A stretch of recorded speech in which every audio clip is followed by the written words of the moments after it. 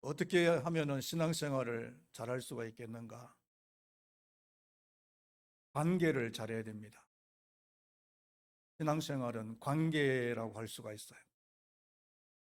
관계라고 했을 때 누구와의 관계냐 하면은 첫 번째로는 하나님과의 관계입니다. 하나님과의 관계를 잘해야 신앙생활을 잘할 수가 있고, 만약에 하나님과의 관계가 깨어져 버린다면은 신앙생활은 그걸로 끝이에요.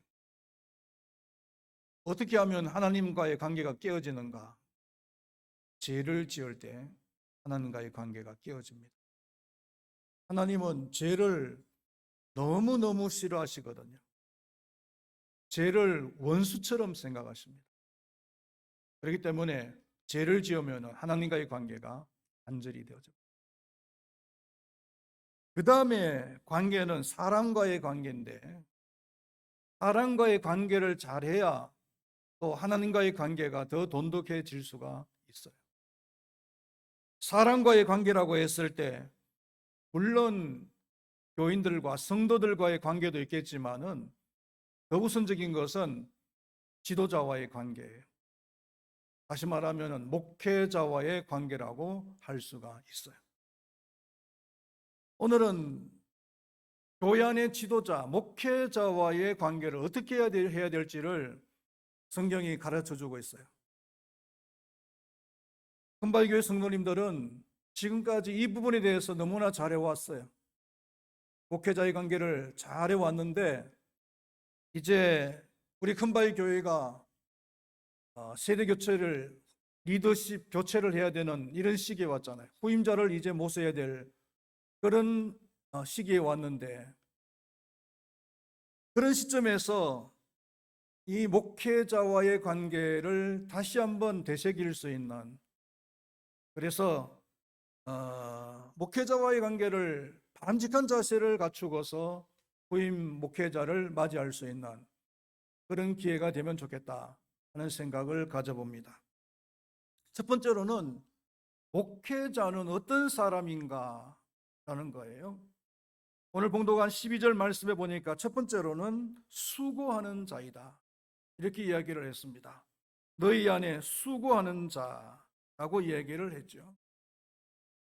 목회자는 무슨 일을 위해서 수고를 하는 겁니까? 영적인 일을 위해서 수고를 하는 자죠. 영적인 일이라고 했을 때 설교하는 일, 아니면 기도하는 일, 그리고 성도의 가정에 어려움을 당하고 있지는 않는지 살피는 일, 이런 등등의 일이에요. 목회자인 제 개인의 경험으로 봤을 때에 목회를 하는 동안에는 이 부담에서 하루도 벗어날 수가 없어요. 심한 경우에는 위장병이 걸릴 정도예요. 목회자의 직업병이 위장병이라고 하잖아요. 저도 위장병이 걸려서 몇 년을 고생을 했어요. 성도의 가정에 어떤 문제가 발생하면은 목회자는 비상이에요. 그 시간부터 비상입니다. 자신의 일은, 자신의 가정의 일은 두 번째고, 성도의 가정을 살피는 것이 우선이에요.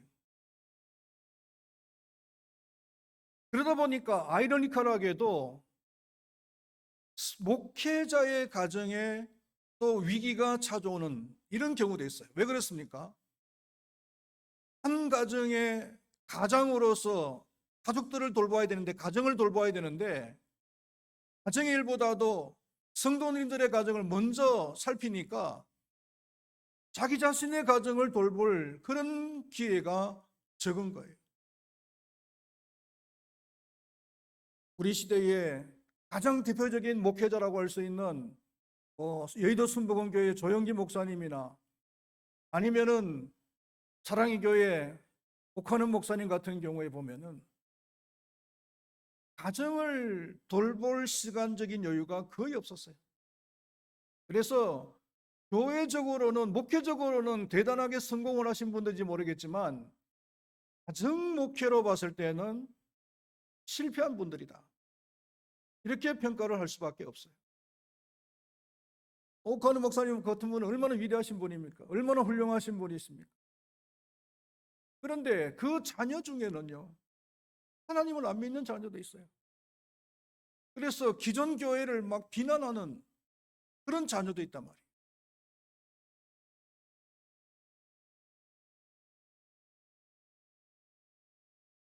교회 일에, 성도 일에 우선적으로 수고를 하다 보니까 또 이런 아이러니한 일도 생길 수가 있었다는 것. 목회자는 영적인 일에 수고하는 자다. 그리고 두 번째로는 다스리는 자라고 이야기했습니다. 너희를 다스리며 12절에서 말씀하고 있죠. 이 다스린다는 말은 물리적으로 다스린다는 의미는 아니에요. 높은 자가 낮은 자를, 힘센 자가 약한 자를 다스리는 그런 의미의 다스림이 아니다라는 겁니다. 영적으로 교회가 시험에 들지 않게 하기 위해서 하는 행위예요. 교회의 순결을 지키기 위해서 하는 행위라는 겁니다. NIV 성경에서는 이것을 케어라고 했어요. 케어라고 번역을 했어요. 교회를 케어하는 행위다. 우리 헌법상의 용어로는 건징이라고 했어요.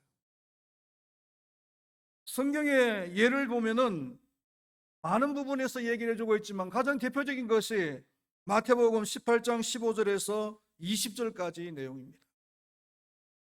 교회 안에, 공동체 안에 음죄를 해서 교회의 순결을 더럽히는 사람이 있다는 겁니다. 그런 사람은 그냥 두면 어떻게 됩니까? 교회가 순결을 잃어버리죠. 교회의 거룩성을 잃어버릴 수가 있다는 겁니다. 그래서 그런 사람들에게는 교회를 보호하기 위한 조치를 취해야 되는데 어떻게 하라고 했냐면 첫 번째로는 조용히 찾아가서 권고를 하라. 첫 번째 단계입니다. 그리고 두 번째 단계를 그래도 안 들으면은 두세 사람이 찾아가서 또 권고를 하라는 겁니다. 그래도 안 들으면은 교회에서 다루라는 겁니다. 교회 공의가 다루어서 그래도 말을 안 들으면은요, 이방인과 대리처럼 취급을 하라는 거예요.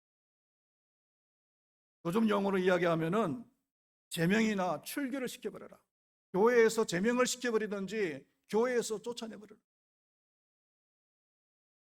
그래야 교회가 순결성을 지켜나갈 수가 있다는 겁니다. 교회법에도 7가지 권징을 얘기를 하고 있어요.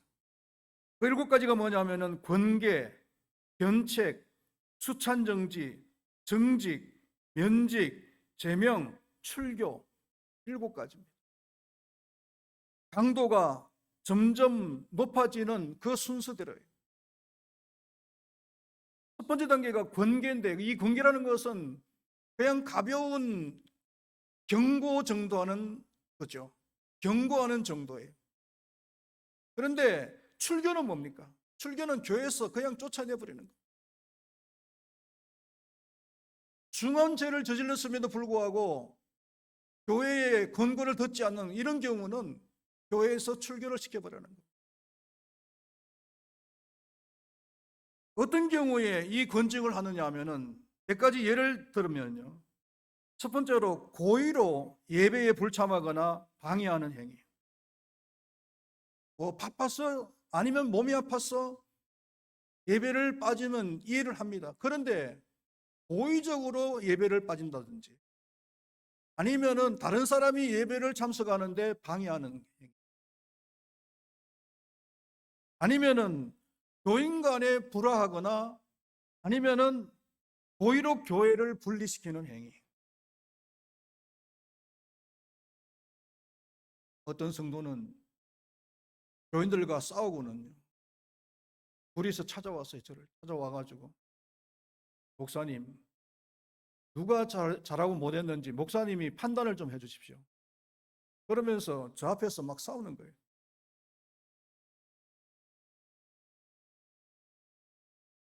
이거는 징계감이에요. 그것도 모르고 목사를 찾아와 가지고 그냥 누가 옳은지 판단을 해달라는 거예요. 헌금을 하는데 인색하거나 다른 사람이 헌금을 하는 것을 비방하는 경우, 다른 사람이 헌금하는 것을 회방하는 경우죠. 아니면은 성경의 교훈에서 벗어나는 행위를 하는 경우,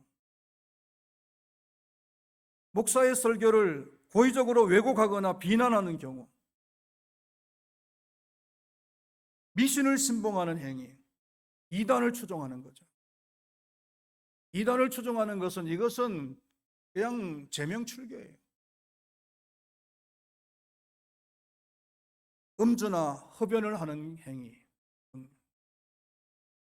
몇 가지 예를 들었지만 이런 경우에는 7가지 그 권징 징계에 해당이 되어지는 거예요.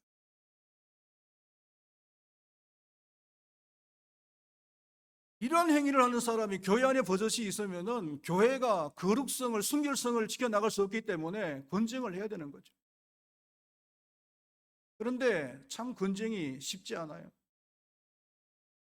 정말 그 사람이 참 성도라면은 권징을 했을 때 자기 자신을 돌아보고 회개하는 그런 자세를 가집니다. 그런데 가짜 성도가 있단 말이에요. 가짜 성도는 교회가 권징을 하면은 혈기를 부리거나 아니면은 교회를 더욱 더 어지럽히는 그런 행동을 해요. 그렇기 때문에 권징을 하기가 참 조심스럽죠. 그래서 저도 목회를 하면서 마음속의 생각은 목회 끝날 때까지 이런 징계를 한 번도 안 하고 목회를 끝냈으면 좋겠다. 나는 그런 생각을 가지고 있습니다. 다스리는 자예요, 목회자는. 그리고 세 번째로는 권하는 자라고 있습니다. 성도들의 삶이 도덕적으로나 윤리적으로 거룩하게 살아갈 수 있도록 훈계를 하는 일이죠. 그 방법은 설교나 아니면 성경 공부나 아니면 상담 등을 통했습니다. 그래서 목회자는 단순히 말씀만 전하는 것이 아니라 전한 말씀이 성도들의 마음밭에 뿌리 박혀서 구별된 삶을 살아가고 있는지 잘 살피고, 만약 잘못된 삶을 살고 있을 때는 훈계를 해야 되고, 훈계를 했는데도 듣지 않을 때는 치리를 하는 것. 그래서 교회를 교회답게 만드는 일을 하는 것이 목회자입니다. 교회를 보호하는 일을 하는 거죠.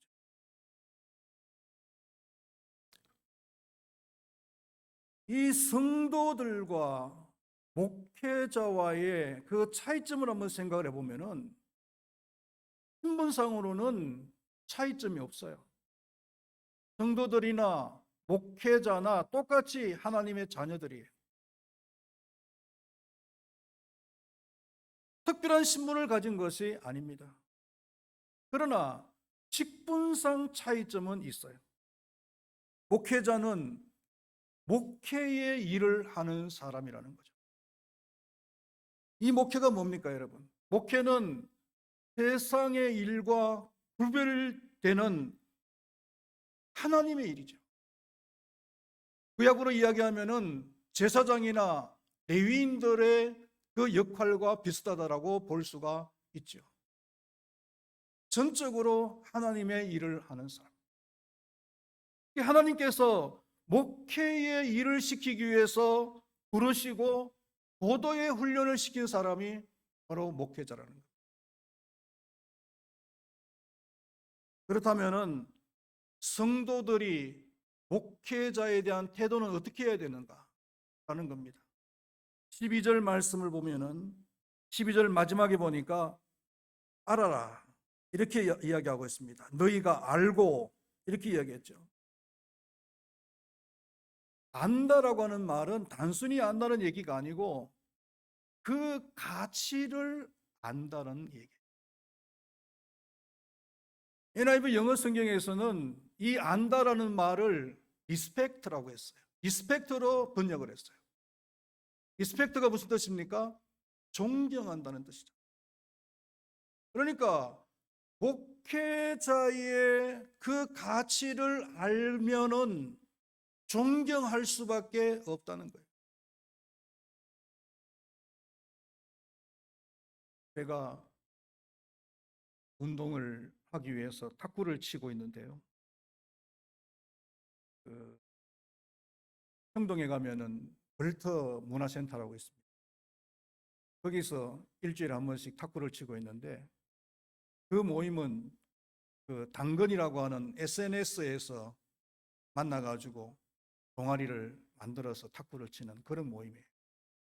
SNS에서 모였기 때문에 서로를 호칭할 때 어떻게 부르냐 하면은 그냥 닉네임으로 불러요. 제가 닉네임이 뭐냐 하면은 고기입니다. 고기를 얼마나 좋아했으면은 닉네임마저 고기겠어요. 한 2년 정도 동아리 활동을 하고 나니까 이제 지난주에 2년이 됐으니까 2주년 기념으로 이제 회식을 했어요. 회식을 하면서 어떤 얘기가 나왔느냐 하면은 2년 정도 이제 서로 교제를 하고 나니까 서로 이제 웬만히 뭐 이름을 알 사람도 알고 전화번호도 알 사람 알고 그리고 얼굴을 알 사람도 알고 직업을 알 사람도 아는데 굳이 닉네임을 고수를 해야 될 이유가 있느냐. 이제는 이름으로 부르자. 이런 얘기가 나왔어요. 그러니까 한 분이 뭐라고 얘기하냐면은 우리 모임 가운데서 목사님도 계시지 않느냐. 목사님을 내가 감히 고기라고 부른다니 이게 말이 되냐 이거예요. 목사님이 어떤 분이신데 내가 감히 고기라고 부르냐고. 당연히 목사님이라고 불러드려야지. 이렇게 얘기를 하는 거예요. 아유, 얼마나 은혜스러운지. 교회도 안 다니는 사람이 그런 얘기를 하는 거예요. 여기 이북동 푸르지오에 사시는 분이. 그러니까 하나님을 안 믿는 사람인데도 목사의 그 가치를 알고 인정을 하는 거예요. 목회자의 인격이나 인간 그 자체를 존경하라는 의미는 아니에요. 목회자가 하는 일에 대해서 존경하라는 거예요. 어떻게 하면 존경하는 겁니까? 목회자의 목회 철학을 따라주는 거예요. 첫 번째로는. 목회자가 이 방향으로 가려고 하는데 자꾸 이 방향으로 가려고 하면은 그 목회자가 참 힘들죠. 목회자는 말씀 중심의 목회를 하려고 하는데 자꾸 은사 중심의 신앙생활, 경험 중심의 신앙생활을 하려고 한다 그러면은 목회자 입장에서는 굉장히 힘든 거예요.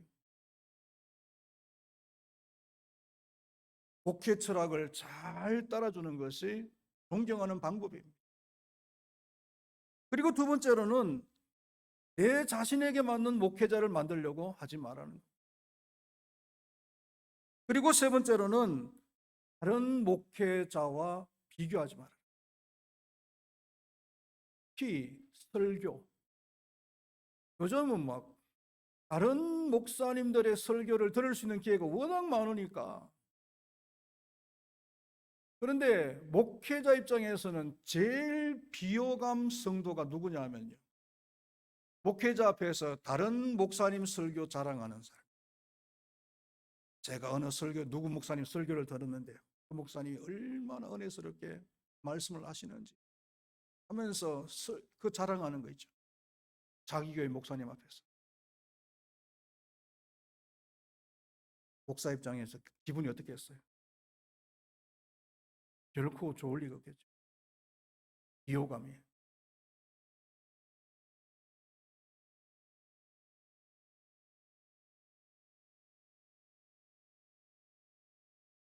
목사가 하는 일에 대해서, 그 목회에 관련된 일을 하는 데에 대해서 여러분들이 아시고 그 가치를 아시고 존경할 수 있기를 축원드리겠습니다.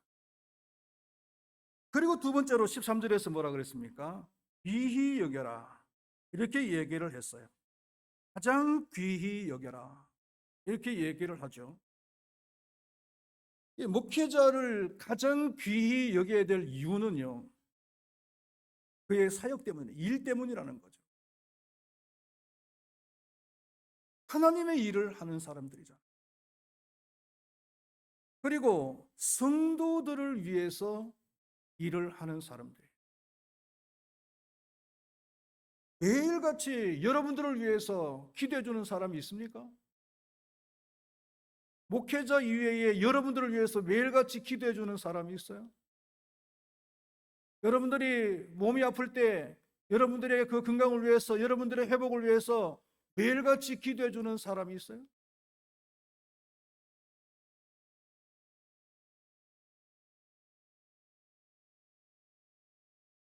그리고 전생을 바쳐서 하나님의 일을 하는 사람들이죠. 그렇기 때문에 귀하게 여겨줘야 된다는 거예요.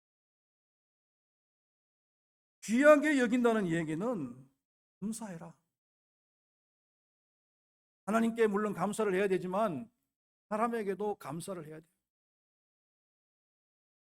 그리고는 따라주라. 아까도 말씀드렸지만 따라주라. 순종해주라. 귀히 여겨야 된다. 그리고 마지막으로는 화목해야 된다.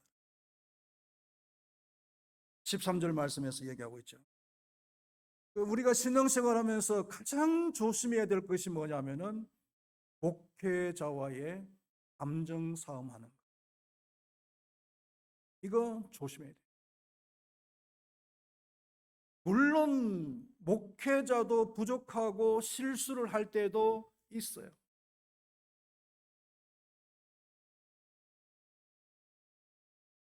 그렇다고 해서 내가 목회자를 정죄하고 심판을 하려고 하면 안 된다는 거죠. 심판의 권세를 가지고 있는 분은 하나님이십니다. 목회자는 더더구나 하나님께서 심판하세요. 왜? 하나님께서 세우셨기 때문에. 또 내가 볼 때는 부족하고 연약하지만 실수투정이지만은, 그러나 하나님께서는 그 생긴 대로 사용을 하시는 거예요. 한 번은 기도원에 갔더니요, 그 중고등부를 맡은 목회자가 산상 기도회를, 그 중고등부 아이들을 데리고 여름에 데리고 올라온 거예요. 올라와가지고 한 3박 4일 일정으로 산상 기도회에 참석을 수련회를 하는데, 제 생각 같아서는 첫날, 둘째 날은 프로그램을 진행을 잘 하다가 마지막 날 이제 철야 기도를 하면서 한번 뜨겁게 막 기도하면 좋겠다, 이런 생각을 옆에서 가졌는데요. 이분은 자기는 한 번도 중고등부를 맡아서 사역을 해본 적이 없대요. 그러니까 경험이 없으니까 첫날부터 중고등부 아이들을 갖다가 산으로 데려가가지고 그냥 밤새도록 그냥 철야 기도를 시킨 거예요. 그리고 새벽에 내려온 거예요. 제가 볼 때는 너무 무리하잖아요. 3박 4일 동안 그 수련을 하는데 첫날 밤부터 밤새도록 산에 데리고 올라가서 기도를 시켰으니. 그런데 놀랍게도 뭐냐면은 그 첫날 밤에 중고등부 아이들이요, 얼마나 은혜를 받고 방언이 터지고 막 병이 낫고 하는 그런 역사를 밤새도록 경험을 했다는 거예요. 그러니까 우리가 볼 때는 미숙하고 실수하는 것 같지만은 하나님께서는 또 입장이 다를 수가 있다는 거죠. 그 미숙한 대로, 실수하는 대로 사용을 하시는 거예요. 우리가 정죄하고 우리가 판단할 문제가 아니라는 거예요.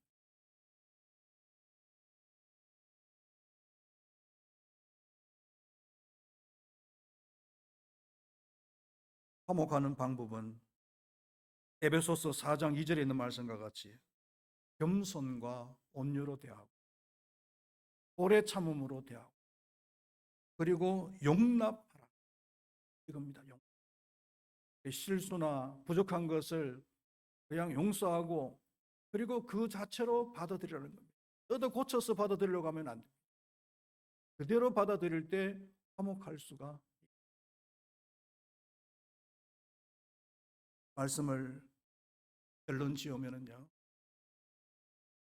목회자에 대한 태도를 다시 한번 배울 수 있는 그런 자세를 갖추고 후임 목사님을 맞이할 수 있는 그런 우리 금발교회 모든 성도님들이 되시면 좋겠습니다. 목회자는 하나님에 의해서 세움을 받고 하나님의 교회를 위해서 전생애를 바쳐 사역을 하는 사람입니다. 그러므로 목회자를 존중하고 귀히 여기며 또한 목회자와 화목해서 신앙생활에 성공할 수 있는 이 금발교회 모든 성도님들이 되기를 축원드리겠습니다. 기도하겠습니다.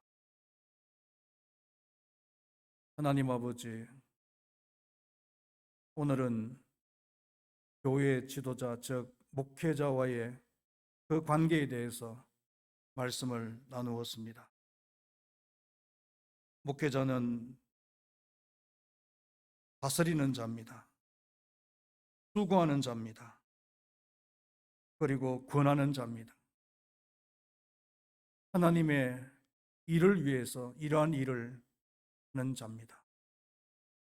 그렇기 때문에 우리는 목회자를 알아야 되고 그리고 귀히 여겨야 되고 목회자와 화목하는 그런 삶을 살아가야 될 줄로 믿습니다. 그러한 삶을 살아갈 때 우리는 또한 하나님과의 관계도 더 돈독해지고 믿음 생활이 더 잘 되어질 줄로 믿습니다. 오늘 주신 이 말씀 마음밭에 잘 새겨서 이 말씀대로 살아가는 우리 금바위교회 모든 성도님들이 되게 하여 주시옵소서. 예수님의 이름으로 기도드리옵나이다. 아멘.